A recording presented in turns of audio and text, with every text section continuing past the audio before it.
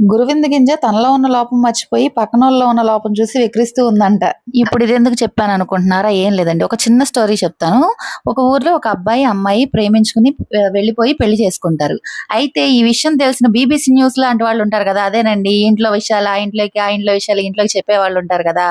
ఆ మేడం గారికి తెలిసి ప్రతి ఇంటికి వెళ్లి పలానా అబ్బాయి ఒక అమ్మాయిని తీసుకెళ్ళిపోయి పెళ్లి చేసుకున్నాడని చెప్పి అందరి చెవుల్లో ఊదేసిద్ది. ఇంకా ఈ మేడం గారు సగం పనే పూర్తి చేసింది. ఇంకా పూర్తి చేయలా.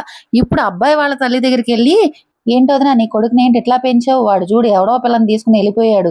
ఏంటి నీ పెంపకం ఇదేనా?" అని అంటుంది. ఆమేమో పక్కన కొడుకెళ్ళిపోయాడని బాధపడతా ఉంటే, ఈమేమో పుండు మీద కారం జల్లినట్టు మాటలు. "నేను చూడు నా పిల్లల్ని ఎలా పెంచానో నన్ను చూసి నేర్చుకో. నువ్వు పెంచావు నీ కొడుకుని. ఎవరో పిల్లని లేవ తీసుకుపోయాడు" అని ఆమె మాటలతో పొడుస్తూ ఉంటది.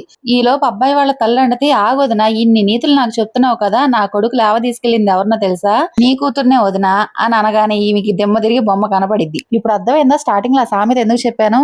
ఇలాంటి వాళ్ళు ఉంటారండి బాబు. వాళ్ళలో తప్పులు కనపడవు గానీ, పక్కనోళ్ళ తప్పులు ఎతకడానికి మాత్రం ముందొచ్చేస్తారు. సరే కానీ స్టోరీ నచ్చిందా? స్టోరీ నచ్చితే లైక్ చేయండి, షేర్ చేయండి, సబ్స్క్రైబ్ చేసుకోండబ్బా!